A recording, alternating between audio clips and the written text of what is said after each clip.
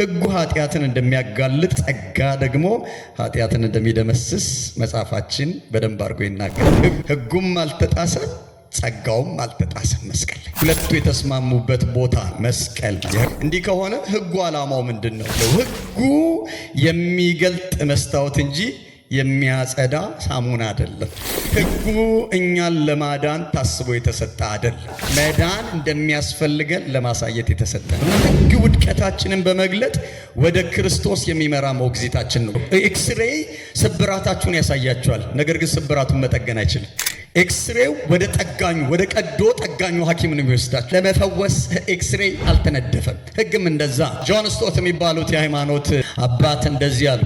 የሕጉ ዓላማ ሕይወት ለመስጠት ሳይሆን ሕይወት እንደሚያስፈልገን ለማሳመን ነው አሉ። ሕይወት ያስፈልገናል። ደምብላችሁ ማቴዎስ 5:6-7 አንብባችሁ እኮ ተስፋ መቁረጥ አለባችሁ። ቀኝን ሲመታ ግራህን አዙርለት። እንዴ በቃ አመን እኮ ነው። አልችልም በልጅ ስጥ እኮ ነው እያለን አንድ ምዕራፍ ሲለ ሁለተኛው ምዕራፍ አብረን እንሂድ።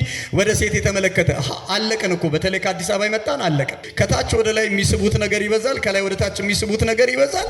አለቅን። ስልክ እንጨት ጋር እየተላተመ ወደ ሴት የተመለከተ አይደል የሚለው፣ በልቡም የተመኘ ከእርሷ ጋር። እንዴ ወዳጄ እንዴት ነው የሚቻለው? ተስፋ ቁረጥ። አትችልም እኮ ነው ማቴዎስ 5:6-7 በቃ አትችልም።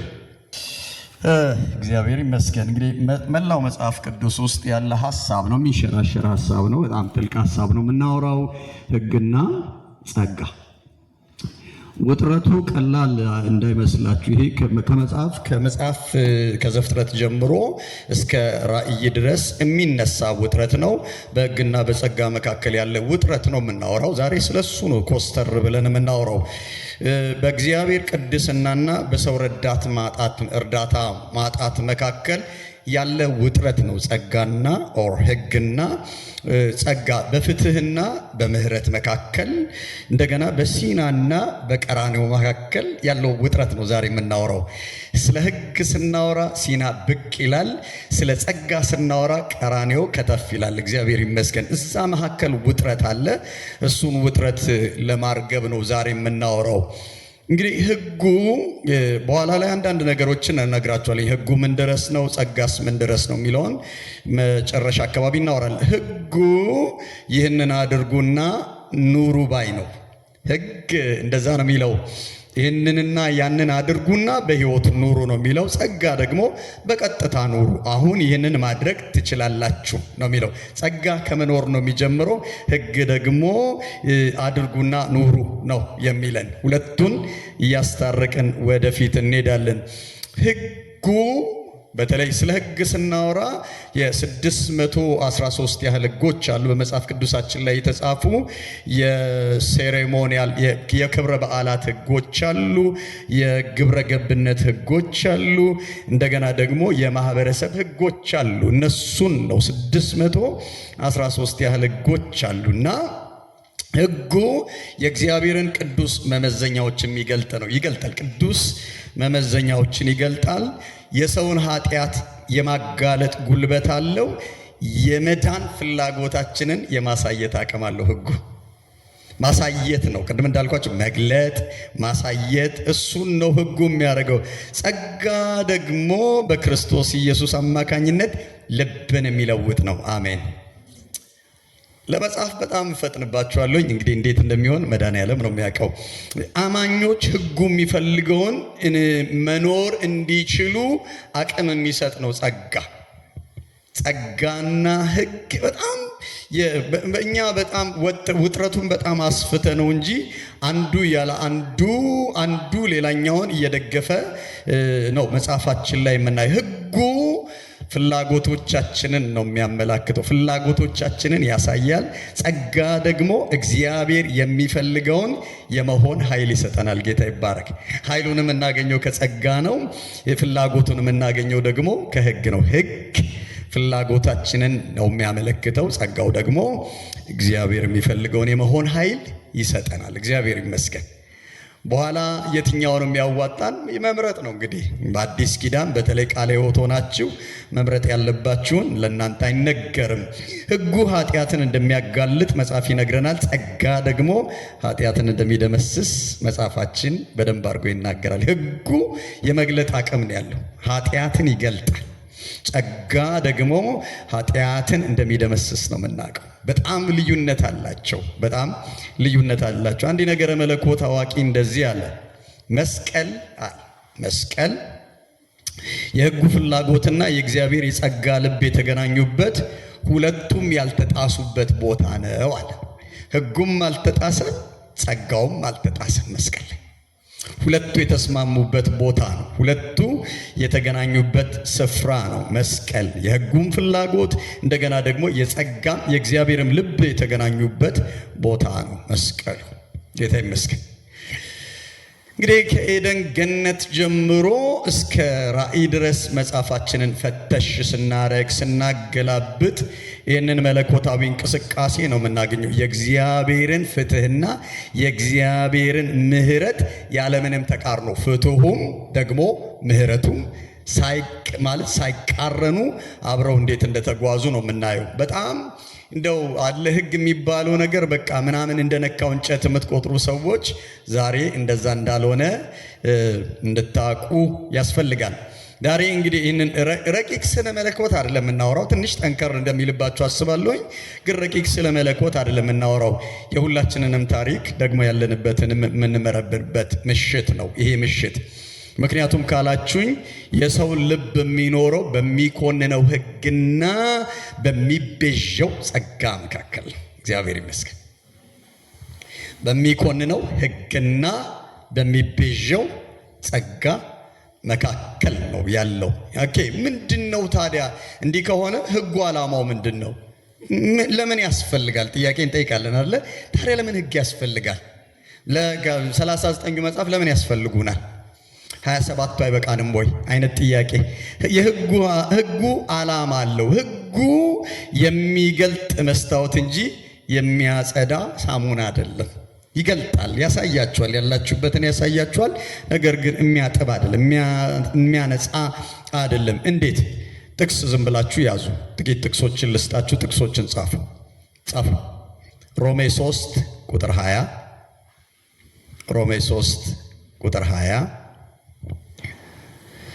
ዘጸአት ምዕራፍ 20 ከቁጥር 1 እስከ 17 ሮሜ 3 ቁጥር 20 ዘጸአት 20 ከቁጥር 1 እስከ 17 እንዲህ አይነት ትምህርት ልትማሩ መጣችሁ ማስታወሻ ላይ ያዛችሁ ልጆች በስማ ጀግና ናችሁ በእውነት። ዘጸአት 20 ቁጥር 1 እስከ 17 እና ገላትያ ምዕራፍ 3 ከቁጥር 19 እስከ 24 ድረስ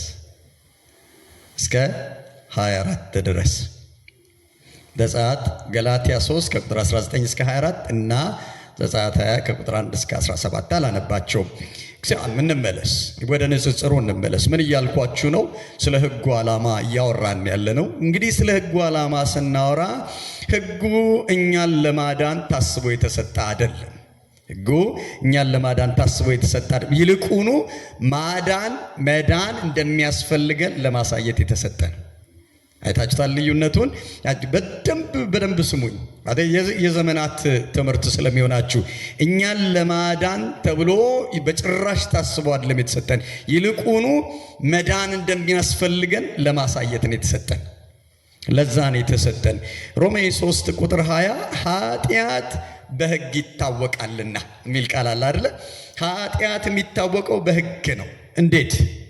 አስርቱ ትእዛዛት ወደ እግዚአብሔር ለመውጣት መሰላል ሆነው አልተሰጡንም። አስርቱ ትእዛዛት ታውቃላችሁ፣ 4ቱ ወደ እግዚአብሔር ናቸው፣ 6ቱ ወደ ጎን ናቸው። እርስ በርስ ያሉ ግንኙነቶቻችንን የሚያሳዩ ናቸውና ወደ እግዚአብሔር እንድንደርስ ወር ደግሞ ወደ እግዚአብሔር ለመውጣት የተሰጡ መስታወቶች አይደሉም። ነገር ግን ምን ያህል እንደወደቅን ለማሳየት እንደ መስታወት የሚያገለግሉ ናቸው። ምን ያህል እንደወደቅን እታቻል ወደ እግዚአብሔር ለመውጣት አይደለም፣ እንደዛ አይደለም፣ እንደ መሰላል አይደለም የሚያገለግሉ። ይልቁኑ ምን ያህል እንደወደቅን የምናይባቸው ናቸው። በተለይ እግዚአብሔርን በተመለከተ እንደገና ደግሞ ወደ ጎን እርስ በርሳችንን በተመለከተ እንግዲህ ጳውሎስ ሕጉን እንደዚህ አለ፣ ወደ ክርስቶስ የሚያመጣ ሞግዚታችን ነው አይደል ያለው። ገላትያ ምዕራፍ 3 ቁጥር 24 እንደዚህ ሞግዚት ብሎ ነው የጠራው ሕጉን። ሞግዚት የሚቆየው ወላጅ እስከሚመጣ ድረስ ማለት ዋናው እስከሚመጣ ድረስ ነው የሚቆየውና ሕግ ውድቀታችንን በመግለጥ ወደ ክርስቶስ የሚመራ ሞግዚታችን ነው። ይገልጥና በቃ አልችልም ብለን ወደ ጌታ እጆቻችንን እንድናነሳ የሚያረግ ነው ሕግ። መጽሐፍ ቅዱሳችን በሲና ላይ ሙሴ ሕግ ሲቀበል ትዝ ይላችሁ እንደሆነ ነጎድጓድ፣ መብረቅ፣ የቀንደ መለከት ድምፅ፣ ተራራው ሲጤስ ህዝቡ እንዳየት ያላችኋል። እዛ ቦታ በጣም ነው የሚያስፈራው። ቦታው በጣም ነው የሚያስፈራው። ህዝቡ ይህንን ባዩ ጊዜ ተርበደበዱ፣ ርቀው ቆሙ። ዘጸአት 20 ላይ ነው አይደል ይሄ የሚለው ቁጥር 18 ላይ ህዝቡ በጣም ፈሩ። ምን ማለት ነው? በሌላ ቋንቋ ሙሴ እግዚአብሔር አይናገረን አንተ ምን በለን ነው የሚለው? እኛ ተናገረን እኛም እንሰማለን፣ እንዳንሞት እግዚአብሔር አይናገረናል። ምን ያህል እንደሚያስፈራ እግዚአብሔር እንዳይናገረን ሙሴ አንተ ስማና መጣ ንገረናል። ያስፈራል። ህጉ የሚያደርገው ይሄንን ነው። ህግ ብዙ ጊዜ ህግ ባለበት ሁሉ ጊዜ ኩነኔ አለ። ህግ ባለበት ሁሉ ጊዜ ፍርሃት አለ። የእግዚአብሔር ግርማና የራስ ማለት የእግዚአብሔርን ግርማ ስታዩ ብቃት እንደሌላችሁ ትረዳላችሁ። የሚያስፈራው እግዚአብሔር ሲመጣ ሙሴ ሂድና አንተ እግዚአብሔርን ስማ መልሰ ንገረን እኛ አንተን እንሰማሃለን የሚያስብል ነው። ህግ ብቃት እንደሌለን ነው የሚነግረን። ብቃት የላችሁም አቅም የላችሁም ነው የሚለው። በቃ ይህንን ነው የሚነግረን። ካለንበት የሚያወጣ አይደለም፣ ያለንበትን ግን የሚነግረን ነው። ለምሳሌ ልጠቀም። ኤክስሬይ ታውቃላችሁ? ኤክስሬይ ራጅ የሚባለው ማለት እና ህጉ አንዳንድ ጊዜ እንደ ኤክስሬይ ነው። ኤክስሬይ ስብራታችሁን ያሳያችኋል፣ ነገር ግን ስብራቱን መጠገን አይችልም። ኤክስሬው ወደ ጠጋኙ ወደ ቀዶ ጠጋኙ ሐኪም ነው የሚወስዳችሁ አይደለ? ኤክስሬውን ያይና ኦኬ ችግር ያለው እዚህ አካባቢ ነው፣ በዚህ አካባቢ ወልቋል፣ ስለዚህ እንዲል ነው የሚያደርገው። ለዚያ ዓላማ አልተነደፈም፣ ለመፈወስ ኤክስሬይ አልተነደፈም። ህግም እንደዛ ትክክለኛ መረጃ ይሰጥና ወደ ቀዶ ጥገና ሐኪም ነው የሚመራን ኤክስሬይ። ህግም እንደዚህ ነው የሚያደርገው። እሺ ተጋገዙ።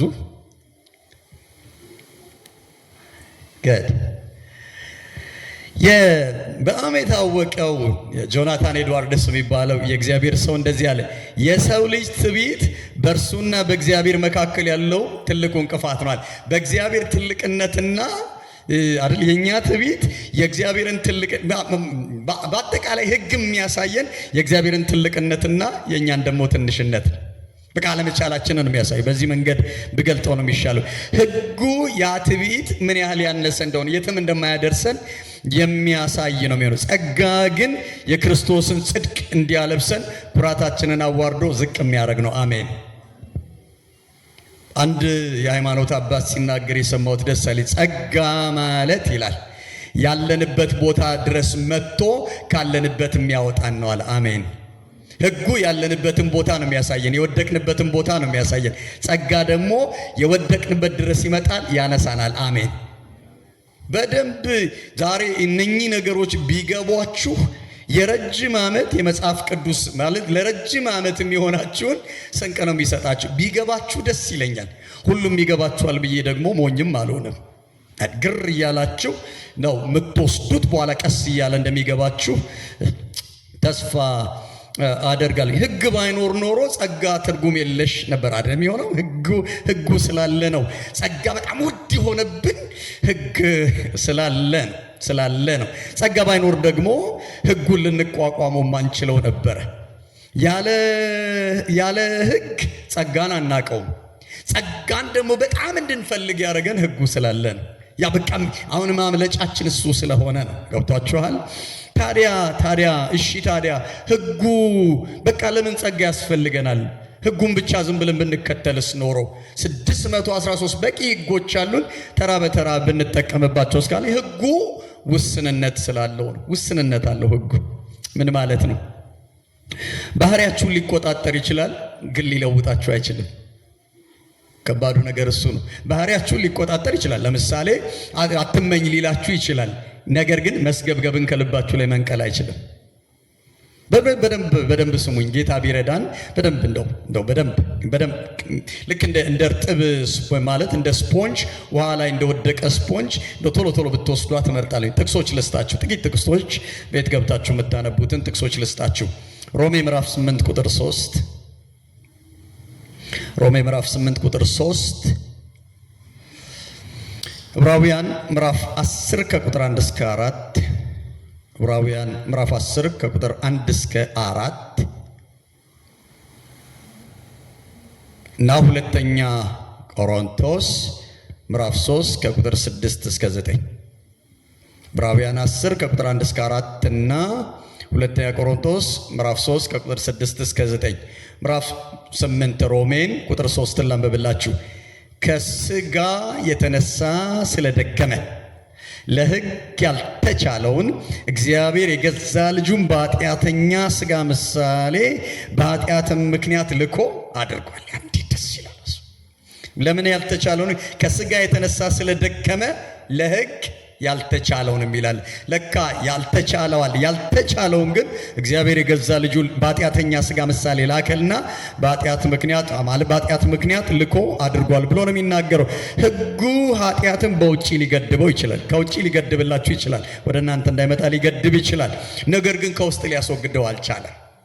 አሁን ለዛ ነው እኮ የክርስቲያኖች ትልቁ ለውጥ ከውጪ ወደ ውስጥ አይደለም። አሁን እየተቸገርን ያለነው ውጪ በጣም ቆንጆ ነን፣ ውስጥ ግን አይደለ ችግር አለ። አሁን ጸጋ የሚባለው ነገር ከውጪ ወደ ውስጥ አይደለም የሚቀየረን፣ ከውስጥ ወደ ውጪ ነው። አሜን አላችሁ?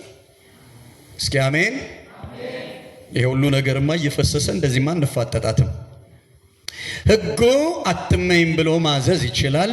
ነገር ግን በውስጣችን ያለውን ስግብግብነት ሊገድል አይችልም። ከውጭ ፕሊስ በደንብ እግዚአብሔር ዛሬ ከውስጥ ወደ ውጭ ይቀይረን። አሜን። የጸጋው ጉልበት በእኛ ላይ ይገለጥ። አሜን። እዚህ ስንመጣ ግብዝ ነው የምንሆነው። ጋብቶ ሕገኛ ከሆነን ግብዝ ነው የምንሆነው። በቃ ክብር ለጌታ ይሁን። በቃ ቄጠማ ነው የምንሆነው። በተለይ ቸርች አካባቢ ስንደርስ በጣም ግብዝ ነው የምንሆነው። ስንወጣ ግን ሌላ ነን። እዚህ ሃሌሉያ እናበዛለን፣ ውጪ ስንወጣ ደግሞ ሂድ ወዲያም ይበዛልንን። በቃ በጌታ መሆናችን ራሱ በመከራ ነው የሚለየው። ውጪ ስንሆን ቸርች አቅራቢያ በቃ እዛ እንደለመድ ነው ያው መሳለም ቀረን እንጂ ቸርች ስንመጣ የምንለወጥ ሰዎች እሱ ውጫዊ እንቅስቃሴ ነው። እግዚአብሔር ደግ ነው። ጌታ ይባረክ። ከውስጥ ወደ ውጭ ነው የሚያየው። አሜን። ዛሬ እግዚአብሔር ከውስጥ ወደ ውጭ ይቀይረን። አንዳንድ ሰው አገር ሲቀይር ወስላታ የሚሆነው ከውስጥ ወደ ውጭ ስላልተቀየረ ነው። እዚህ አካባቢ በቃ ለባበሱ ጤናማ ነው፣ ቆንጆ ነው። ጌታ ይባረክ። ከተማ ሲቀይር ግን ከተማ በአንድ እግር የሚያቆም የተጨበጨበለት ዱርዬ ይሆናል። ለምን መሰላችሁ? ከውጪ ሕገኛ ስለሆነ ነው። ባይዘዌ በጸጋ የተነኩ ሰዎች የትም ቦታ ላይ አምናችሁ የምትለቋቸው ናቸው። በቃ በረዶ በእጃቸው ላይ አይሟሟም ብላችሁ የምታምኗቸው፣ መድረክ አምናችሁ የምትሰጧቸው፣ ሕዝብ አምናችሁ የምትሰጧቸው ናቸው። እግዚአብሔር ይባረክ። የጸጋው ጉልበትኛ ማዕከል ይገለጥ። እንደዛ ነው። ነቢያት ጥልቅ የሆነ ነገር ነበር የናፈቁት። በድንጋይ ጽላቶች ላይ የተጻፈውን ሕግ አይደለም፣ በሰው ልብ ላይ የተጻፈውን የፈለጉት አለ። ኤርምያስ ምዕራፍ 31 ቁጥር 33 እንዲህ ሲል ይነበባል። ሕጌን በልቦናቸው ላይ አኖራለሁ፣ በልባቸውም እጽፈዋለሁ። እኔም አምላክ ሆናቸዋለሁ፣ እነርሱም ሕዝብ ይሆኑኛል። ከድንጋይ ወዴት ያመጣዋል? ወደ ልብ። ድንጋይ ከሆነ ውጪ ነው። ኤርምያስ 31 ቁጥር 33 ድንጋይ ውጪ ነው፣ ልብ ደግሞ ውስጥ ነው። እና ትዝ ይላችኋል ያ ባለጠጋው ገዢ፣ ያ ወጣቱ መጽሐፍ ቅዱሳችን ላይ ያ ወጣት ገዢ ከጌታ ጋር ቁጭ ብሎ ስለ ሕግጋቱ ነገር ከሕግ ዋናይቱ የትኛዋ ናት መለሰ። ከዛ ሁለተኛውንም መለሰ። ከዛ በኋላ ጌታ አይቶት ወደደው እና ሰውየው ደግሞ ትእዛዝ ጠብቅ ያለው ጾም አለው በደንብ ሕጉን ያውቀዋልና ጌታ አይቶት ወደደውና አንዲት ነገር ግን ጎደለችህ አለው። ያለህን ሽጥና ለድሆች ስጥና just follow me ተከተለኝ ሲለው ግን ሰውየው ከበደው እና ሕጉ ጨዋ አድርጎታል። የሚገርመው ግን ልዩ የሚያደርገን ጸጋ ነው። አሜን። ያ ጸጋ ቢበዛለት ኖሮ ከተሰጠው ይልቅ ሰጪውን አስበልጦ የተሰጠውን ለቆ ሰጪውን ይከተል ነበር። ጌታ ይመስገን። ወደዳችሁም ጠላችሁም ሕግ ጥሩ ባህሪ እንዲኖራችሁ ያደርጋል። ልዩ ሰው እንድትሆኑ የሚያደርጋችሁ ግን ጸጋ ነው። ጸጋ ይብዛልን። አሜን። በጣም ወሳኝ ነገር ነው እሱ። ያ ጆን ስቶት የሚባሉት የሃይማኖት አባት እንደዚህ አሉ። የሕጉ ዓላማ ሕይወት መስጠት ሳይሆን ምን ለመሆን ነው? ሕይወት ለመስጠት ሳይሆን ሕይወት እንደሚያስፈልገን ለማሳመን ነው አሉ። ሕይወት ያስፈልገናል። ሰምታችሁኛል? እሱን ማመን መቻል አለብን። እኔ ከመሆን ደንብላችሁ ማቴዎስ 5 6 7 አንብባችሁ እኮ ተስፋ መቁረጥ አለባችሁ። ቀኝን ሲመታ ግራህን አዙርለት እንዴ! በቃ አመን እኮ ነው። አልችልም በልጅ ስጥ እኮ ነው ያለን። አንድ ምዕራፍ ሲለው ሁለተኛው ምዕራፍ አብረን እንሂድ። ወደ ሴት የተመለከተ አለቀን እኮ። በተለይ ከአዲስ አበባ ይመጣን አለቀን እንዴ! ከታች ወደ ላይ የሚስቡት ነገር ይበዛል፣ ከላይ ወደ ታች የሚስቡት ነገር ይበዛል። አለቅን። ከግድግዳ ጋር እየተላተምን፣ ከስልክ እንጨት ጋር እየተላተምን ወደ ሴት የተመለከተ አይደል የሚለው፣ በልቡም የተመኘ ከእርሷ ጋር እንዴ! ወዳጄ እንዴት ነው የሚቻለው? በቃ እንደዚህ እንዴት ነው ነው በቃ ልክ ተስፋ ቁረጥ። አትችልም እኮ ነው ማቴዎስ 5 6 7 በቃ አትችልም። ሕጉ ይሄን ያህል ነው። እጅ ስጥ ነው በቃ። ምንድነው የሚያስፈልግ? ጸጋ ነው የሚያስፈልግ እያለን ያለው። ተስፋ ቁረጡ ነው ማቴዎስ 5 6 7 ክርስቲያን የክርስቶስ ፖለቲካ ይባላል። የክርስቶስ ማኒፌስቶ ነው የሚባለው እሱ ክፍልና በጣም ሲሪየስ ነው። ሕጉ እንዳልኳችሁ ጨዋ ያደርገናል፣ ጸጋው ደግሞ ልዩ ያደርገናል። አሜን። እስኪ አሜን። እንደው በሁለት ነገር ምሳሌ ላድርግ። ሕጉ እንዳንቅበዘበዝ እንደ አጥር ይሆንልናል። ልክ ነው። እንዳንቅበዘበዝ እንደ አጥር ነው የሚሆነን። ጸጋ ደግሞ ሕይወትን እንደሚሰጥ አጥር ውስጥ እንዳለ ወይን ነው። አሜን። ስምታችኛል። ሕጉ ገደብ ያበጃል፣ ጸጋው ደግሞ ሕይወትን የሚሰጥ እንደው አጥር ውስጥ እንዳለ ወይን ነው። አጥር ሊጠብቀን ይችላል፣ ግን ሊያሳድገን የሚችለው የወይኑ ተክል እንደዛ። እንደው ቴስት አርጉት። እንደው በእውነት የሆነ ህይወታችሁ ውስጥ የሆነች ነገር ጠብ ቢል እመኛለሁኝ፣ እንደዛ እመኛለሁኝ። እንደ ሃይማኖት አባት እንደዚህ ያሉ የሕጉ ዓላማ ሕይወትን መስጠት አይደለም አሉ። ቅድም እንዳልኳችሁ ሕይወት እንደሚያስፈልገን ለማሳመን ነው አሉና ምን ማለት ነው? በሌላ ቋንቋ ሕጉ ይመረምራል፣ ጸጋ ነፃ ያወጣል። አሜን። ለድገሞ ሕጉ ይመረምራል፣ ጸጋ ነፃ ያወጣል። ሁላችንም ብንመረመር አለቀልን ወይ ፌል ነው የምናረገው። ነፃ የሚያወጣን ግን ምንድነው? ጸጋ ነው። ኦኬ ሌላ እሺ፣ ታዲያ ሕጉ ፍጻሜ ያገኘ ወይ? ስለ ሕግ አወራን። እሺ ሕግ የት ጋ ነው እዚህ ፍጻሜ ያገኘው ካላችሁኝ፣ ሕያው በሆነው ቶራ በክርስቶስ ኢየሱስ ፍጻሜ አግኝቷል። አሜን። በኢየሱስ ፍጻሜ አግኝቷል። ጥቅሶች ልስጣችሁ፣ ከዛ ወደ ትምህርቴ ልቀጥል። ጻፉ። ማቴዎስ ምዕራፍ 5 ቁጥር 17፣ ማቴዎስ ምዕራፍ 5 ቁጥር 17፣ ሮሜ 10 ቁጥር 4፣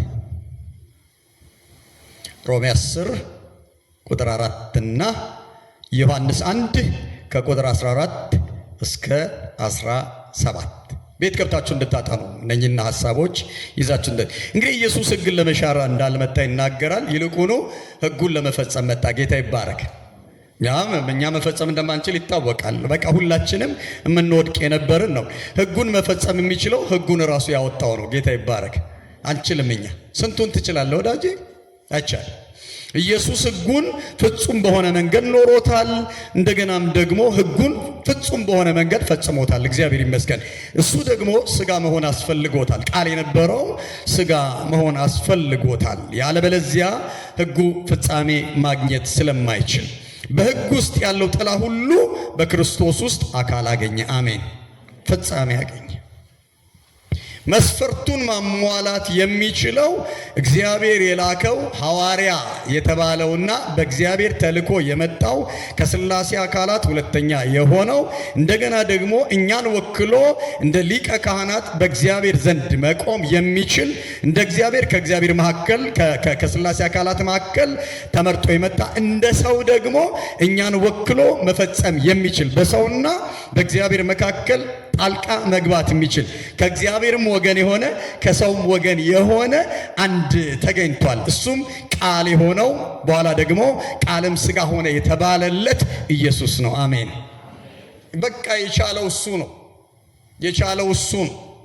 የእግዚአብሔርን ሙሉ ፈቃድ የሚያውቅ የሰውን ሙሉ ድካም የሚያውቅ በሰውና በእግዚአብሔር መካከል መካከለኛ መሆን የተገባው የመላእክት ዘር የሌለበት ይልቁኑ የአብርሃም ዘር የሆነ ዓለማት ከመፈጠራቸው በፊት በእግዚአብሔር ዘንድ የእግዚአብሔር የባህሪ ልጅ የነበረ ዓለማት ከተፈጠረ በኋላ ደግሞ በመጨረሻው ዘመን ከሴቲቱ ከድንግል ማርያም የተወለደው ኢየሱስ ይህንን ሕግ ሙሉ ለሙሉ ፈጸመው። አሜን። ሕግ አውጪው ራሱ ሕጉን ፈጸመው። ሌላ ሰው ስላልቻለ በሕግ ውስጥ ያለው ጥላ ሁሉ በእርሱ ውስጥ አካል እንዳገኘ እናያለን። የመስዋዕቱን በግ ስናይ ሁልጊዜ ኢየሱስን ነው ሹክ የሚሉን። ሁልጊዜ ስለ መስዋዕት በግ ስናስብ ስለ ኢየሱስ ነው የሚያወራል። ፋሲካን ስናስብ ስለ ደሙ ነው የሚተርክልን። ስለ ክህነቱ ስናስብ ስለ ካህናት ስናስብ ለአማላጅነቱ ጥላ እንደሆኑ ነው የምንረዳው። ሁልጊዜ ሕጉ ኢየሱስን ነው የሚያሳየን። ትዝ ይላችኋል ዮሐንስ 8 ከቁጥር 1 እስከ 11 የተጠቀሰች አንዲት ሴት አለች፣ በዝሙት የተያዘችዋ ሴት። ሕግና ጸጋ እዛ ጋር ሲፋጠጡ ታያላችሁ፣ ፍጥጫ ሲይዙ ታያላችሁ። አቤት እሱ ቦታ እና የሕጉ በድንጋይ ውገሯት ይላል፣ ጸጋው ደግሞ እኔ አልፈርድብሽም ሂጂ ደግመሽ ግን ኃጢአት አትስሪ። ቅድም ሲጠቀስ የነበረው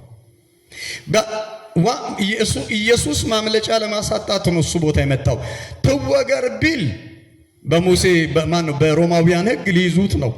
አትወገር ቢል በሙሴ ሕግ ሊይዙት ነው። እና ማምለጫ እናሳጣዋለን ብለው ነው የመጡት። በቃ አያመልጣትም። ዛሬ በቃ እጃችን ላይ እጅ ከፍንጅ አይነት አይደለ ሬድ አንድድ ይላሉ። እጅ ከፍንጅ ዛሬ እንይዘዋለን ብለው ተዘጋጅተው ነበር የመጡት። ሕጉም ተዘጋጅቷል፣ ጸጋውም ተዘጋጅቷል። ጌታ ይባረክ። በመጨረሻው ግን ጸጋ ነፃ ወጣ። አሜን። ሕጉን አልካደም። የሕጉ የሚፈልገውን ቅጣት ግን ኢየሱስ መጨረሻ ላይ ከፈለ። ጌታ ይባረክ። ሽምጥጥ አድርጎ ሕጉን አልካደም ስለ ሕጉ፣ ምክንያቱም ሕግ ሰጪው ራሱ ስለሆነ። እንዲህ ነው የሚሆነው። በዚህኛውም ዘመን ብዙዎቻችን አመልጠን አገልግሎታችን የቀጠለው በሕጉ የምንያዝ ሌቦች የነበርነውን እኛን በቀኙ ያለውን ዛሬ ከኔ ጋር በገነት እንዳለው አስመልጦን ነው እዚህ የደረስነው። ጸጋ አስመልጦን። ሰምታችሁኛል። ብዙ ጊዜ በሕይወታችን ውስጥ ይሄ ነገር እንደሆነ እናስባለን። ለምሳሌ እንደው በምሳሌ ላስረዳ። በጭራሽ መክፈል የማትችሉት ዕዳ አለባችሁ እንበል። እውነትም መክፈል አንችልም። የኃጢአትን ክፍያ መክፈል አልችልም። የትኛውም እንስሳ መክፈል አይችልም። ለአንድ ዓመት ነው የሚበቃው። አንዴ ለአንድ ዓመት ነው የሚበቃው። ከዛ በየዓመቱ ደግሞ እንመጣለን። መክፈል የሚችል ምንም የለም። ሕጉ ደግሞ ሙሉ ክፍያ እንድትከፍሉ ነው የሚጠየቀው። ክፍያ አለባችሁ፣ ሙሉ ክፍያ። ሕጉ እንደዛ ነው የሚለው። ባይዘው በቃ ምንም ሙሴ ሕግ አስፈጻሚ ነው ታውቃላችሁ። ኢየሱስ ደግሞ የሕጉ ፍጻሜ ነው እና ከዚያ ክርስቶስ ወደ ውስጥ ገባ፣ ከራሱ አካውንት ቼክ ጻፈና ተፈጸመ፣ ተከፍሏል ብሎ ነፃ ወጣን። አሜን። ሂ ፔይድ ኢት ኦል፣ ከፈለ። ጸጋ ማለት እሱ። ይህንን ያገኘነው ጸጋ እኛ ጋር ሲመጣ በነፃ ነው። እግዚአብሔርን ግን ልጁን አስከፍሎታል። እኛ እንደዚህ ዝም ብለን ሃሌሉያ አሜን ምናምን እያለን የምንቀበለው ጸጋ እግዚአብሔርን ብቸኛውንና ትልቁን ዋጋ አስከፍሎታል። እዛ ቦታ ላይ ፍትህ ረክቷል፣ ምሕረት ደግሞ ተለቋል። መስቀሉ ላይ እንደዛ ነው የሆነ። እግዚአብሔር በነገራቸው ላይ እግዚአብሔር ጻድቅ ነው። ኃጢአትን ዝም ብሎ ማለፍ አይችልም። ስለዚህ ምን ይደረግ? ልቅጣቢል አንዳችንም አንተርፍም። ደግሞ እግዚአብሔር አፍቃሪ ነው። እንዳይቀጣ ፍቅር እጁን ይዘዋል።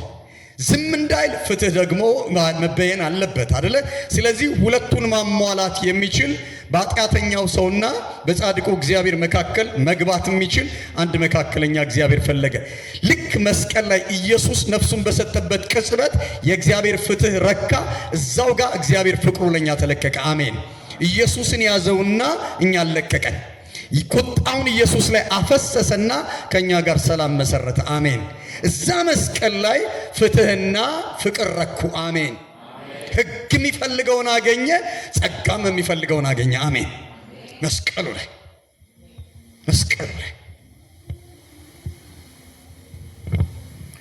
ስፐርጀን የሚባለው ሰባኪ ሕጉ መሪያችን ነው፣ ጸጋ ግን ሞተር ነው አለና ያለ ጸጋው መኪናው አይንቀሳቀስም። ዋናው አይነጣጥሉም። በነገራችሁ ላይ አባቶች በደንብ በደንብ ነው አርቲኩሌት አድርገው በጣም አርቲኩሌት አድርገው አስቀምጦልናል። ክርስቶስ ሕጉን አልጣለም፣ ይልቁኑ በፍቅር ኃይል እንደሰጠው መጽሐፍ ቅዱስ ይናገራል። እሺ ታዲያ ጸጋ ለዋጭ ነው ስንል ምን ማለታችን? ጸጋ ይለውጣል ስንል ምን ማለታችን ነው? ምን ማለታችን ነው? ጥቂት ጥቅሶችን አሁንም ላጽፋችሁ። በየማከሉ ጥቅስ እንዳላጽፍ ብዬ ነው አንድ የማጽፋችሁ። ቲቶ ምዕራፍ 2 ቁጥር 11 እና 12። ቲቶ ምዕራፍ 2 ቁጥር 11 እና 12። ሮሜ 6 ቁጥር 14። ገላትያ ምዕራፍ 2 ቁጥር 20። ብዙ ጊዜ የሚነገረን ጸጋ እንደው በዝቷል ስንል እንደው ወደ ኃጢአት መሸጋገሪያ ሊሆን ይሆን አይደለም እንለው። በቃ እግዚአብሔር ጸጋ አብዝቶልሃል፣ በቃ ድነሃል፣ ጸድቀሃል ምናምን ስንል ብዙ ጊዜ ሰዎች ለኃጢአት ላይሰንስ የሰጠን የሚመስሉ አይደለም። እንደውም የሚገርመው ጸጋ የሚባለው ኃጢአትን ለማሸነፍ የተሰጠ ኃይል ነው። አሜን።